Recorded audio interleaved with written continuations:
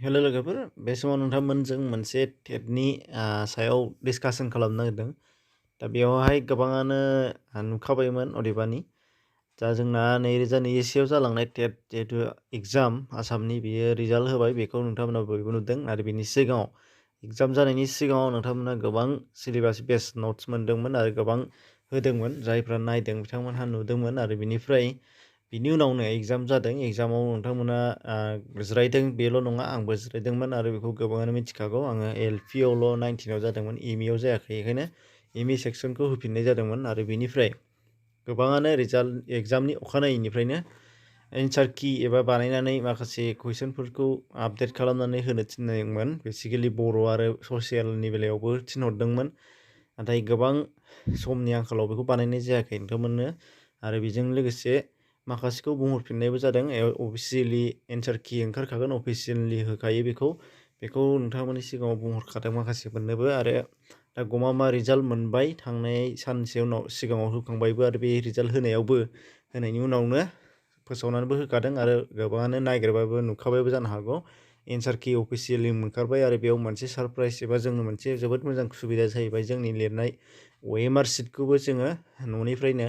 माने RTI होनाङा लासे जोंनो अपेनलि सरकारानो हगारनानै होखाबाय बेखौबो जोङो गावबागाव डाउनलड खालामनानै लानो हानाय जागोन नाथाय बेनि थाखाय जोंनो 200 रां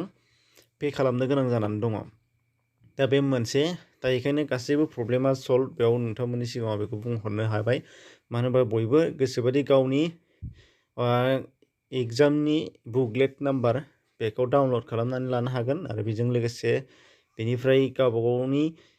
OMR सिट बेखौबो मोननो हागोन आरो बेजों लोगोसे सरकारा होखानाय मा एन्सारा राइटमोन बिनि एन्सार कि मोनथामखौबो एडजास्ट खालामनानै गावबागावनो बेसेबां नाम्बार मोन्दों मायाव दानदों मायाव दानाखै बेखौ फ्रिलि नायनो हानाय जागोन बेखायनो बेयाव जेबो सोरबा इउटिउबारनि बा सोरबा टिचारनि हेल्प लानांलायगौ जानानै फैनाय नङा बेखौ बयबो हागोन आरो बेखौ बेसिकेलि जायफ्रा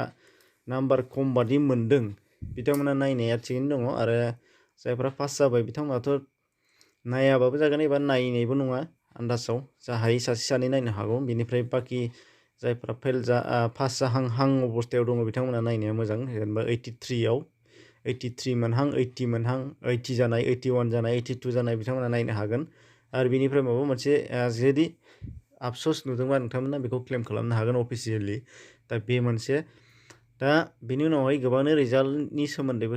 सानदों जानो हागौ आङो रिजाल्टखौबो आङो आपडेट होखादोंमोन आंनि कमिउनिटियाव हगारना होखादोंमन आंनि रिजाल्टखौबो नोंथांमोनहा नुनो मोनगोन बेखौबो आं दिनै खिन्थाना होगोन जायफ्रा बिदोंमोन नोंथांमोना नायनानै लाबानो जाबाय जेबो नङा UP सेक्सनाव होदों आंबो होदोंमोन नोंथांमोनहाबो नुखादों नोंथांमोना मार्कशिटखौ नायनानै लाबानो जाबाय बेयाव आउट अफ 150 93ल' मोननो हानाय जादों पासआलाय पास जाबाय आंनिफ्राय गोबांसिन मोननाय दङ जानो हागौ नोंथांमोना सोर बेसेबां मोनदों कमेन्टआव फोरमायहरबानो जाबाय जाहाथे मिथिलायनो हानायनि आरो सोर LP आरो UPआव जादों बेखौबो खिन्थाहरनो हानाय जागोन टटेल मार्क हिसाबै नायोबा CDPआव मोननाय अनलि 14 बेनिफ्राय ससियेल स्टाडिसाव मोनदों 39